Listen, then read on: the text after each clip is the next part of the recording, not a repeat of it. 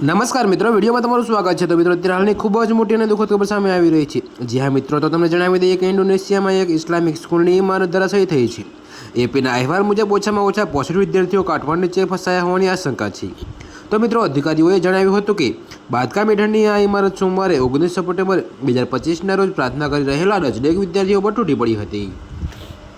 તો મિત્રો, તમને વધુમાં એ પણ જણાવી દઈએ કે જોકે મિત્રો, જેમાં એક વિદ્યાર્થીનું મોત નીપજ્યું હતું, જોકે ડઝનેક ઘાયલ થયા હતા અને ઘણા અન્ય દટાયા હતા। તો મોટાભાગના વિદ્યાર્થીઓ 12 થી 17 વર્ષની વયના હતા। તો મિત્રો, આ ઇમારત ધરાશાયી થવાની વિસ્તારમાં ગભરાટ ફેલાયો હતો। જોકે મિત્રો, માતા પિતા અને સંબંધીઓ શાળા કેમ્પસ અને હોસ્પિટલોમાં ભેગા થયા હતા।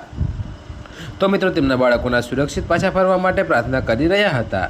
જોકે બચાવ કાર્યકરો, પોલીસ અને સૈનિકોએ રાતોરાત કામગીરી હાથ ધરી હતી અને અત્યાર સુધીમાં 8 ઘાયલ વિદ્યાર્થીઓને બહાર કાઢવામાં આવ્યા છે। તો મિત્રો, અત્યારે હાલ માટે આટલું જ। મળીશું નવી અપડેટ સાથે। અને જો તમને વિડીયો પસંદ આવતા હોય તો વિડીયોને લાઇક, કોમેન્ટ, શેર અને અમારી ચેનલને સબસ્ક્રાઈબ કરવાનું ભૂલતા નહીં મિત્રો।